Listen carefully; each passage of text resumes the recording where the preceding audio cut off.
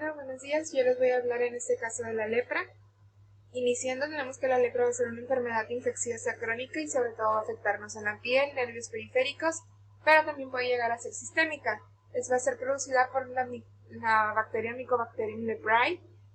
Van a existir dos variedades, que es la M. leprae y M. lepromatosis.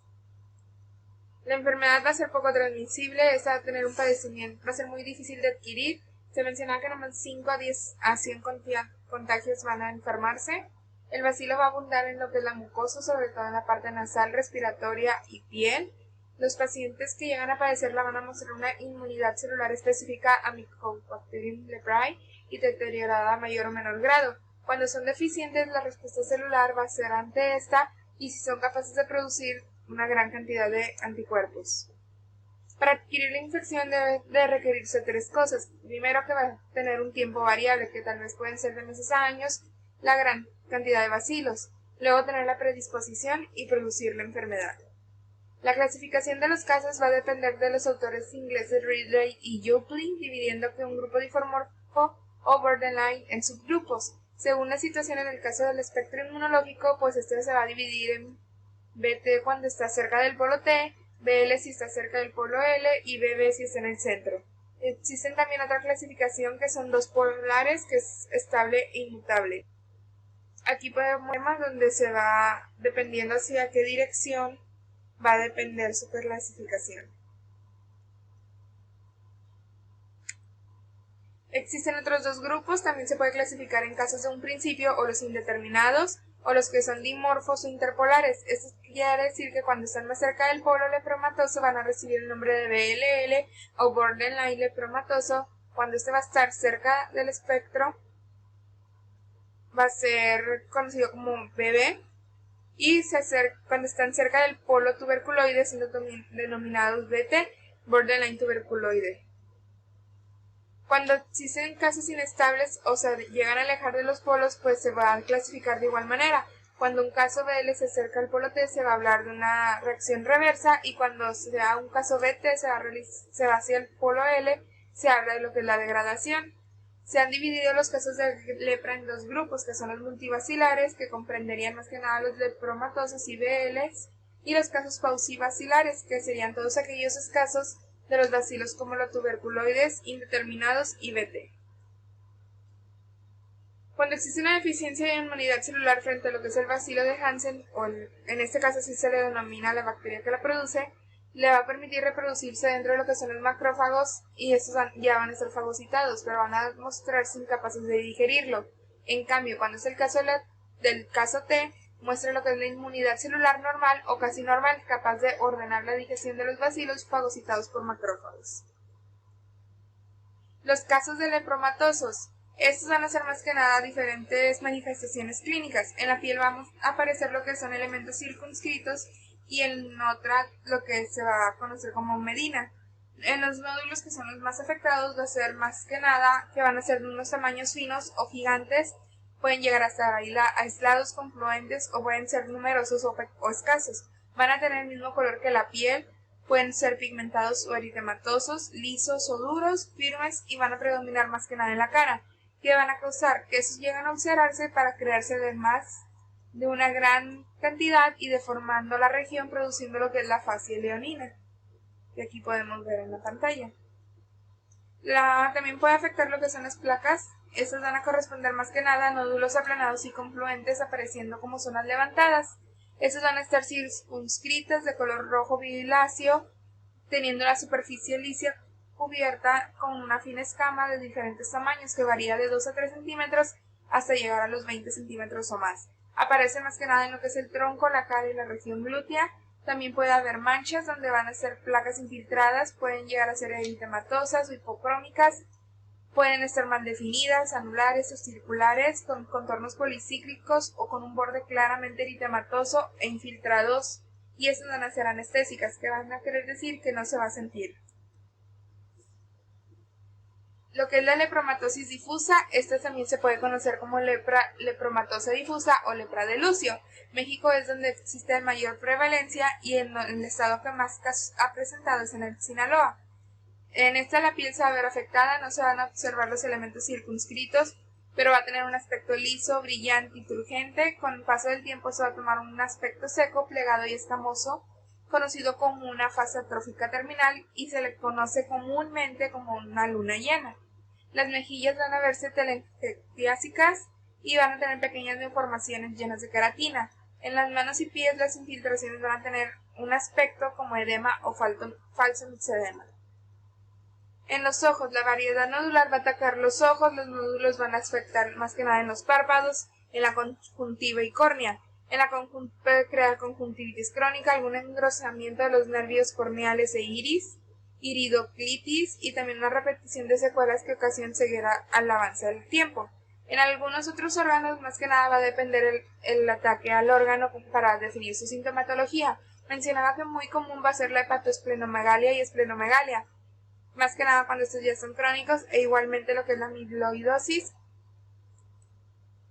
En la lepra tuberculoide, estos se van a encontrar en el polo opuesto de los lepromatosos. Desde un punto de vista baciloscópico se va a caracterizar por la ausencia de bacilos o una presencia de pocos. La inmunidad no va a ser normal, sino que va a estar muy desarrollada y se va a caracterizar por un granuloma de defensa hiperergia, o conocido como granuloma tuberculoide.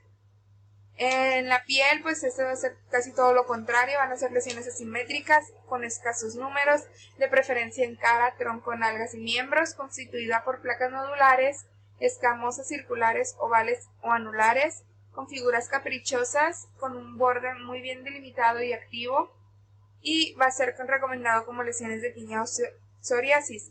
Los nódulos van a ser más pequeños, estos van a variar de 0.5 a 1 centímetro hasta 20 o 30 centímetros. En los nervios periféricos va a haber una neuritis en los casos de tuberculoide, van a ser más intensos e importantes y van a dejar secuelas. Esto también puede provocar una sensación de sensibilidad en los niños, y las lesiones van a ser situadas en sus mejillas con un aspecto nodular y de involución espontánea. La lesión tuberculoide va a tender a lo que es la curación espontánea, y en algunos meses van a dejar lo que es la zona atrófica y permaneciendo con disestésica. En los casos indeterminados, estos se van a presentar cuando inicia la lepra, van a ser casos inmaduros, aún no tiene características de uno u otro tipo. Se mencionaba que esos son muy difíciles de diagnosticar dependiendo porque no saben exactamente a qué rango son. Se van a caracterizar por lo que son manchas hipocrómicas, anidotróticas, anestésicas y alopésicas, o HAAA. Estas van a ser mal definidas, van a ser con una escasez, situadas en lo que es tronco, mejillas, región anterior del cuello y nalgas, y advertidas y confundidas. Pueden llegarse a confundir con piritiasis de Alba o una dermatitis solar hipocromiante. Mencionaba que estos son más que nada como cuando estás en un tipo de lepra y va avanzando a desarrollarse a otro tipo, como una evolución. Aquí en este no va a haber alteraciones en mucosas, anexos u órganos, ni una reacción leprosa. La alteración en el color o aspecto va a indicar la cantidad y evolución, y va como que decir que va más a este tipo polar que a este. El paciente no va a ser clasificado bajo ningún parámetro, ya que la imagen es muy inespecífica, pero mencionaba que desde un punto de vista inmunológico es más factible poder definir su polaridad. Están los casos interpolares o difomorfos. Este va a ser una fase de evolución de un caso no estrictamente polar, cuyo estado inmunológico va a ser susceptible a lo que es experimentar variaciones, como puede iniciar en uno como puede acabar en otro. Se va a caracterizar por lesiones que se asemejan a lo que son lepromatosas o tuberculoides, placas infiltradas, eritematosas y numerosas asimétricas. En la cara van a tomar la forma de mariposa, o bien van a ser conocidas como lesiones nodulares aplanadas, lesiones en pastilla, porque estas son circulares y anulares. En la cara va a haber edema, y al igual que en las manos puede haber una conjuntivitis, una congestión nasal transitoria, lesiones de tipo agudo o subagudo, y van a aparecer de manera repentina propagándose. Más que nada van a ser del polo T y se van a constituir como BT difomorfe tuberculoide. Aquí van a ser bruscas y va a ver lo que es en el purperio un brote de lesiones nodulares y edematosas con una afección en lo que son nervios periféricos. Los escasos bacilios en las lesiones van a tener alrededor de un periodo de transición de 21 días y van a crecer de 2 a 3 milímetros. La biopsia va a indicar más que nada el infiltrado tuberculoide con el edema significativo y sin bacilos. Las manifestaciones agudas de la lepra van a estar ligadas a la respuesta inmunológica del paciente y va desde el polo de baja o nula resistencia. No va a existir un total de anergia en el caso lepromatoso y va a existir una resistencia al germ, así como una hipersensibilidad al organismo que lo produce. Esta va a tener una clasificación. La primera va a ser que va a existir una exacerbación de lesiones preexistentes, que quiere decir que puede ser lepromatosa o tuberculoide con pocas manifestaciones.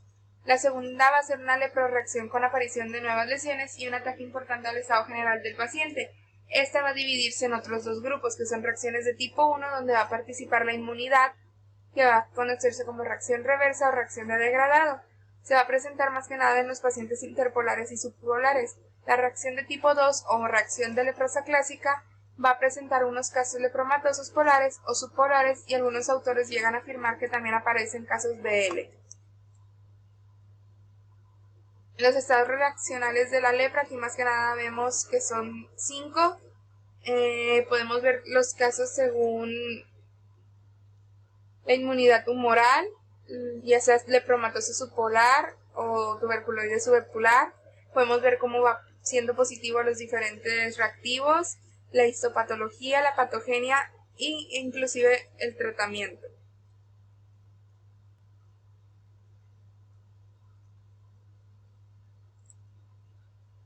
La reacción leprosa o RL se va a presentar en cualquier caso a un momento de la evolución en el paciente, ya viendo el tratamiento. Primero que nada va a presentar síntomas generales, que es fiebre, anorexia, náuseas, vómito, astenia, cefaleas, altragias, mialgias y llega a caer el paciente en coma. Lo segundo va a haber síntomas cutáneos, donde van a aparecer nuevas lesiones caracterizados por 3 diferentes síndromes. Iniciando con lo que es un eritema nudoso, va a ser más frecuente y se caracteriza por nudosidades o lesiones hipodérmicas dolorosas fugaces y resolutivas. En las lesiones de tipo eritema poliformo, que va a ser el segundo tipo de síntoma, se va a presentar como lesiones desde un punto de vista clínico como un eritema polimorfo. Como lo menciona su nombre, las lesiones van a ser infiltradas, dolorosas y muchas veces van a crearse ampollas con un aspecto de tiro al blanco. Y por último tenemos el eritema necrosante o fenómeno de Lucio, donde va a aparecer una vasculitis leucocítica con necrosis en los vasos de pequeños de la dermis, iniciando como pequeñas manchas eritematosas ardientes, mal definidas, y con el tiempo va tomando un color más oscuro hasta llegar al negro. Como tercer aspecto tenemos los síntomas neurales, que son las neuritis preexistentes, donde se van a exacerbar, aumentar el dolor y va a haber distenias. Como cuarto tenemos los síntomas viscerales, apareciendo más que nada, como mencioné anteriormente, dependiendo del órgano, pues más comunes tenemos esplenomegalia, adenomegalias, orquiepididimitis, iridociclitis. Y por último lo que es el laboratorio, aquí más que nada se van a encontrar anemias, casi siempre normocítica o hipocrómica, leucocitis, aumento de sedimentación globular llegando de los 80 a 90 milímetros en una hora, y una producción inespecífica de autoanticuerpos, VDLR falso positivo e hipermegaglobulemia. Tenemos también lo que es la mano reaccional, va a ser un cuadro muy aparatoso, puede afectar lo que es una o dos manos y muchas veces a los pies. Se va a presentar en pacientes ya graves con un intenso edema muy doloroso, rigidez en los músculos, rigidez en los movimientos y una retracción posterior a lo que es la fibrosis, lo que va a conducir a una reabsorción ósea, osteoporosis. Las manifestaciones neurológicas de la lepra, pues aquí más que nada van a ser intersticial y perineural. Las fibras nerviosas van a afectarse según la compresión y va a variar dependiendo de la intensidad y según la clasificación de la lepra. En los casos T y en los dimorfos o intermitentes cerca del polo T, los granulomas van a estar en el interior alrededor de los fascículos nerviosos con calcificación, destrucción del nervio, van a ser reversibles y es precisamente donde los casos existen peores secuelas. La reactividad va a depender del organismo, la hipersensibilidad hacia el bacilo y lo que son componentes del nervio van a determinar el daño.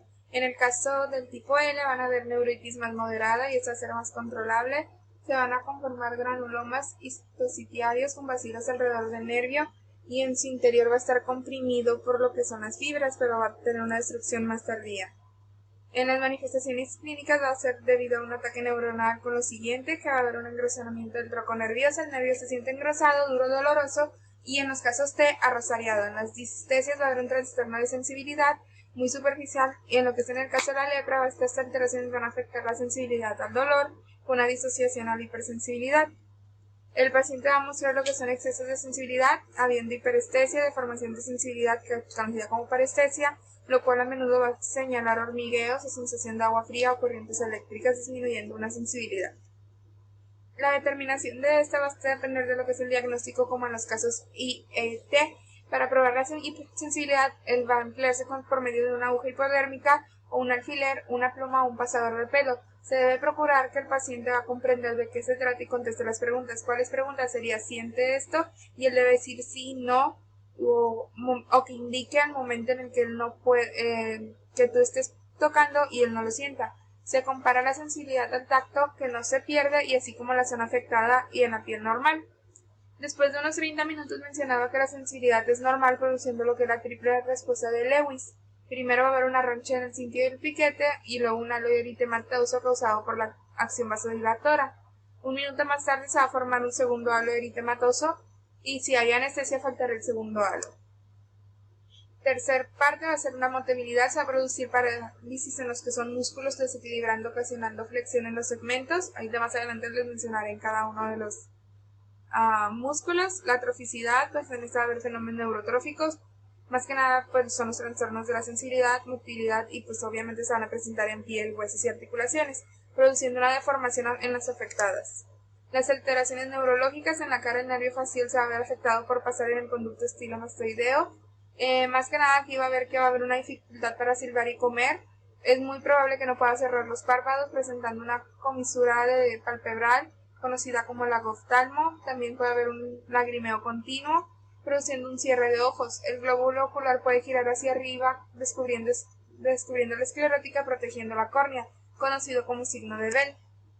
En el cuello se van a afectar lo que es el nervio auricular, también en la rama del plexo cervical, y en eso más que nada se va a engrosar el nervio, produciendo un mayor daño, que esto puede ser un signo diferencial para la lepra, ya que este va a tener el cordón duro cruzando por el cuello del borde.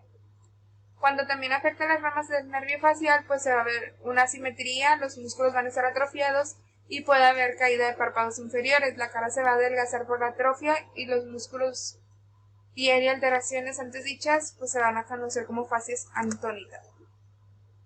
antonina. Los miembros superiores, ahora sí, se conoce como mano hanseniana. Los nervios afectados pues van a estar diversos, que son los que conforman el brazo, que es iniciando con el cubital. Esto va a estar estrangulado a nivel del canal espirócleo o ocleorano y fácilmente va a ser palpable porque va a ser duro, doloroso y arrosariado. Aquí se puede seguir el seguimiento de los nervios por lo que es el borde interno del brazo y puede haber disestesias en la zona de inervación. Los nervios van a estar, más que nada, van a ser fenómenos motores y primero va a producir lo que es el desequilibrio muscular, una atrofia en los músculos y va a haber eminencias tenares o hipotenar que van a conducir a lo que es la mano en garra. Va a haber un adelgazamiento del meñique y después va a volverse pálido por el trastorno vascular, haciendo que el meñique se separe del eje y el paciente quede imposibilitado para unirlo con los demás dedos. Se pueden llegar a aplanar las eminencias tenar y hipotenar y se va a flexionar, conociendo como mano de predicador. Se va a alterar la función del pulgar, perdiendo el movimiento más fino que tenemos, que es la oponencia y la flexión de los terceras falanges. Esta es la mano en garra.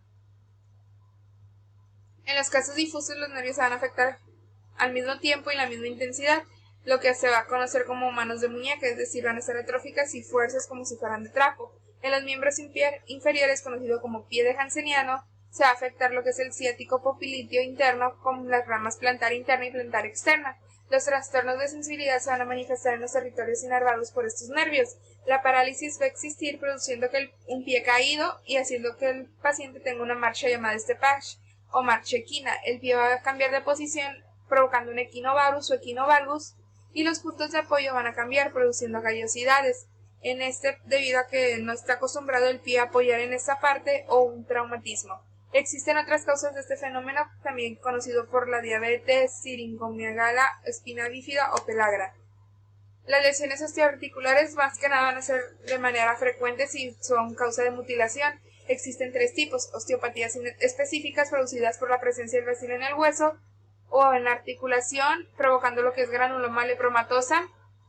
Está la osteopatía inespecífica o neurotrófica. En estos van a ser más frecuentes, se debe a una lesión neurovascular, que va a determinar las lesiones tróficas en el hueso. Va a ser más conocida y va a tener una lesión progresiva, siendo que produzca un acortamiento de dedos. La osteopatía infecciosa va a presentarse en zonas periósticas de tibia, peroneo y osteomelitis, en los huesos del pie o en lo que son las falanges de la mano, y casi siempre van a ser debidas a gérmenes asociados procedentes de las úlceras. ¿Cómo va a iniciar la lepra? Pues la lepra va a iniciar con una sintomatología inicial. Puede ser muy variada, pero también se puede hacer que se confunda con otra cosa y haya un retraso en el diagnóstico. Lo que se puede llegar a decir que el desconocimiento de esto se le va a llamar incubación del diagnóstico. La lepra va a iniciar con la sintomatología neural, mucosa y cutánea y hacer mencionar unas características. Más que nada va a señalar lo que son las zonas de hipoanestesia o anestesia a nivel de lesión cutánea y sobre todo a que no tenga ninguna patología aparente. Va a haber alteraciones tróficas, un adelgazamiento de los meñiques, abducción del mismo o parálisis facial. En el pie va a presentarse lo que es la zona anhidrótica, que no suda por agotamiento de las glándulas sudoríparas, pero el infiltrado inflamatorio está ahí. Esa mancha que puede aparecer va a desaparecer al lavar la región. Debido a que no existe el sudor, no va a admitir el polvo habitual, lo cual no va a producir mugre y todo lo que luce va a ser simplemente la mancha de padecimiento conocido como mugre de Castañeda. Por lo general, estas zonas van a presentar además alteraciones disestésicas. En la piel también pueden presentarse manchas hipocrómicas, siempre anestésicas, manchas eritematosas y pequeños nódulos. También puede haber alopecia de cejas o vello, ya que no es un dato tan pronto en el inicio, pero es característico en el tipo de las lepras. También la rinitis crónica con una mucosidad sanguinolienta puede ser síntoma. En los casos LOT pueden empezar con indeterminados o pueden ser desde un principio.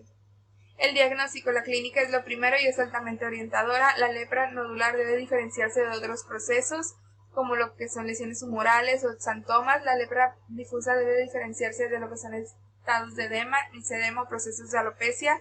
El diagnóstico debe estar con certeza y con una clasificación clínica, bacteriológica, inmunológica y patológica.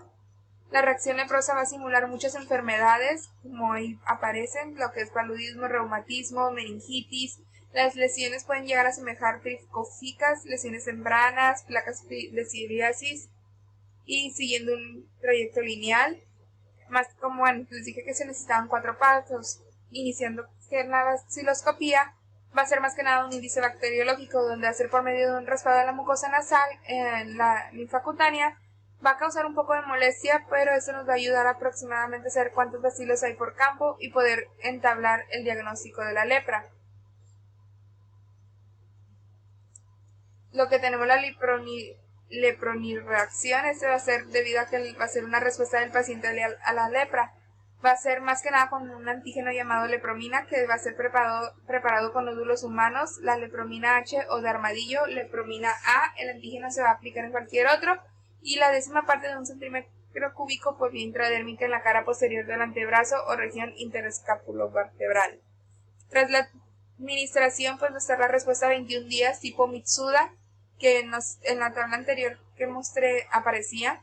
Esta se va a ver cuando es positiva un nódulo que va a tener aproximadamente un tamaño de 0.5 centímetros y en ocasiones llega a ulcerarse. Menos de ese tamaño debe considerarse como una franca no positiva o dudosa. Cuando es negativa no se forma nada. Tenemos la respuesta temprana o reacción tipo Fernández. Esta respuesta va a ser tipo tuberculina y se le entra 24 a 48 horas, como son las otras formas intradermorreicas, y su positividad se va a medir por la presencia de una zona eritematosa infiltrada y sin duda va a haber una sensibilización en el paciente. La histopatología. El estudio de las biopsias va a tener un gran valor. Aquí se van a ver lo que son las células de Virchow, características en este tipo de enfermedad. Va a estar más que nada infiltradas en toda la dermis y una parte de la hipodermis. Otros estudios, pues tenemos la biometría hemática, como les mencioné, esto puede causar anemias, puede estar la sedimentación globular, donde va a haber cifras altas tenemos los urianoanálisis debido a que pueden presentar afecciones en lo que renalmente, la BDLR, que puede ser un falso positivo en casos, o sobre todo porque se puede confundir con la sífilis. Y la proteína C reactiva, que esta va a ser positiva, de acuerdo a lo que es una sedimentación globular. Tenemos lo que son pruebas inmunológicas con transformación blastítica del linfocito, la determinación de MIB, que es el factor de inhibidor de inmigración macrofagiana y la terminación de linfocitos T y B. En un caso lepromatoso se puede diagnosticar con un solo parámetro aparte de los hallazgos en la baciloscopía, y en el caso del T requiere una atención de al menos 4 miembros del equipo de salud, que es el anestesiólogo, anestesio de lesiones, el bacteriólogo, inmunólogo, histopatólogo, ya que cada uno va a formar y dar un motivo para el diagnóstico. El tratamiento de la lepra pues puede debe, según su caso. En el caso multibacterial o caso L y dimorfo se utiliza la clorafenina y rifampicina o DBC con sus respectivas dosis en un tiempo de 2 años mínimo. En los casos pauvacilares, casos T y E, podemos ver que repetimos la DDC, rifampicina y aquí se cambia la prednisonona, que también igual con sus respectivos casos clínicos por un tiempo de 6 meses mínimo. Cuando hay una reacción de tipo reversa tipo 1 podemos utilizar corticosteroides, y reacción leprosa tipo 2 diferentes fármacos, entre ellos corticosteroides, la clofazimina, pentacifilina, tolabina. El tratamiento va a las manifestaciones agudas, pues en este mencionaba que eran los corticosteroides. Dependiendo pues el avance, tenemos dosis de 25 a 50 miligramos junto con el tratamiento específico para el tipo de lepra. Cuando existen recidivas, pues se pueden dar lo que son 15 miligramos al día por varios meses, y cuando es una reacción leprosa tipo 2 no hay un tratamiento aún efectivo. El tratamiento molesto pues va a ser más que nada, se puede dar lo que son analgésicos o AINES como la aspirina, también la fenilbutazona o indometiacina, que actúen sobre los síntomas sin llegar a bloquear lo que es el cuadro. Los tratamientos complementarios: en ese va a ser indispensable tratar cualquier enfermedad recurrente antes de la lepra, así como la tuberculosis, parasitosis o diabetes, para mejorar un estado general y exista un mejor pronóstico. No hay ningún problema al realizar intervenciones quirúrgicas. Puede llegarse a necesitar, y es un mito que se considere que se retrasa la cicatrización. La evaluación del tratamiento pues puede ser politerapia en casos multivacilares con un límite de 2 años y pauvacilares a 6 meses.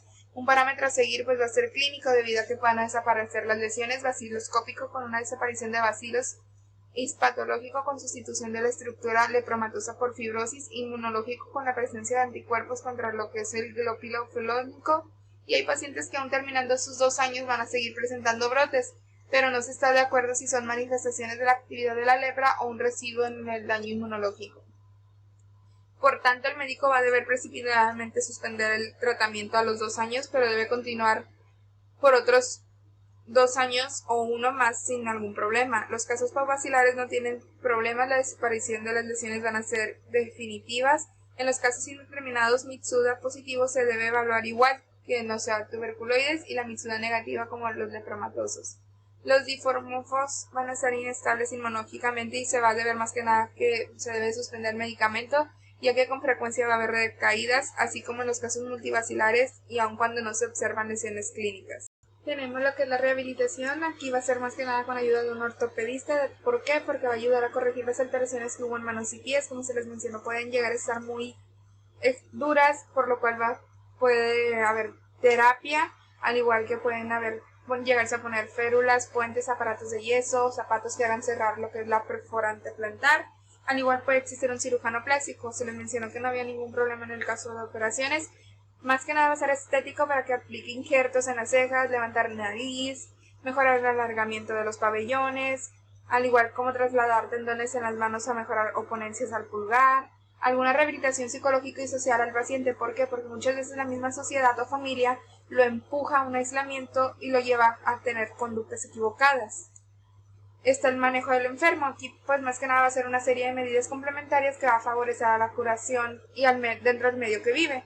El conocimiento integral va a ser más que nada lo primordial. Permitirá lo que sea una conducta más natural y humana hacia él, y podrá comprender el porqué del problema y reacción ante ellos.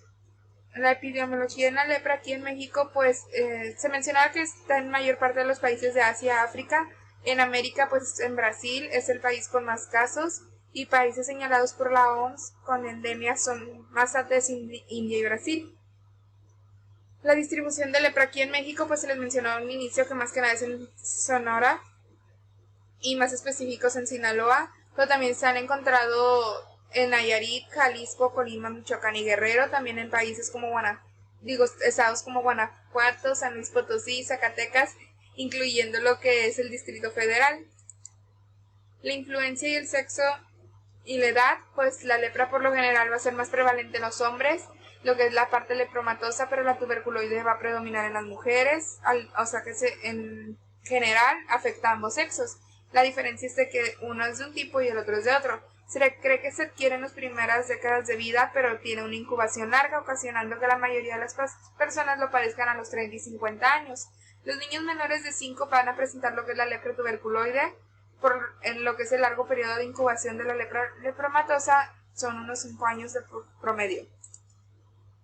El estudio epidemiológico en el paciente pues va a ver lo que son focos de contagio, saber en qué zona del país la adquirió, una fuente de infección, es preciso saber si hay convivencia con otras personas y el contacto, personas que pueden llegar a adquirirla al convivir con el paciente.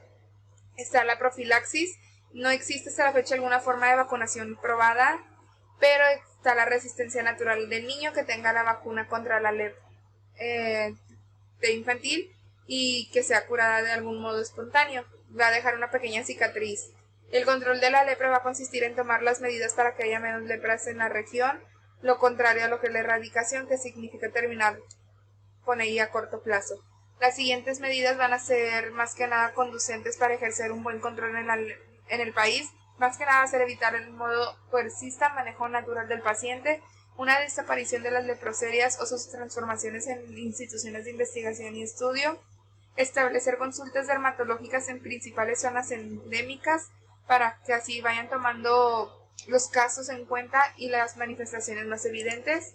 Está el examen de contacto, que es la forma más segura de detectar los casos si incipien. Tratamiento ambulatorio general, hospitalización cuando solo sea necesario. Las unidades móviles con personal médico paramédicos para penetrar en lo más profundo de la zona endémica, pero no se puede debido a que no hay muchos recursos ni atención médica. La integración gradual y cuidadosa de la lepra en lo que son los servicios de salud, al igual en el centro de salud e inclusive cualquier médico particular que sea capaz de atenderlo. Ahora les hablaré del caso clínico. En el caso clínico tenemos un paciente masculino, 58 años de edad, raza blanca, antecedentes como fumador inveterado y alcohólico. Acude a lo que es el servicio de dermatología por presentar lesiones en piel con 2 años de evolución. Actualmente va a presentar lesiones nodulares en la región abdominal, pabellón auricular, miembro superior, región glútea con una fase avanzada de la enfermedad, a lo cual se le añade lo que es deplorable, una situación económica crítico y un equilibrio psicológico y emocional.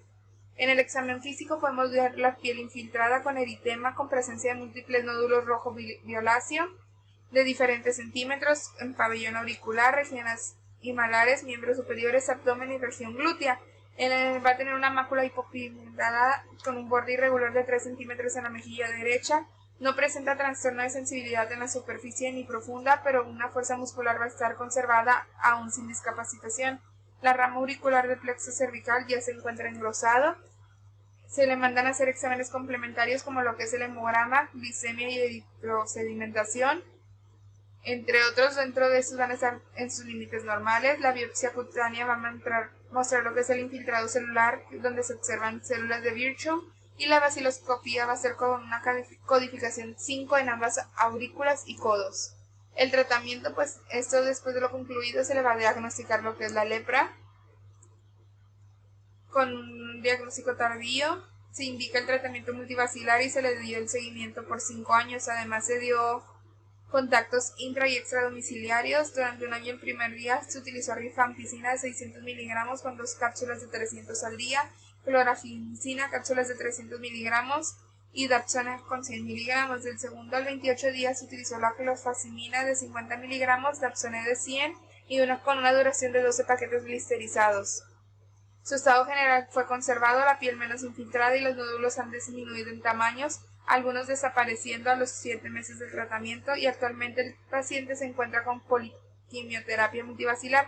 El paciente ha tenido una evolución satisfactoria y no ha presentado lo que es un estado reaccionario en el transcurso de la enfermedad. Bueno, pues de mi parte sería todo en esta ocasión. Muchas gracias. Aquí tenemos los links como siempre del libro y del caso clínico.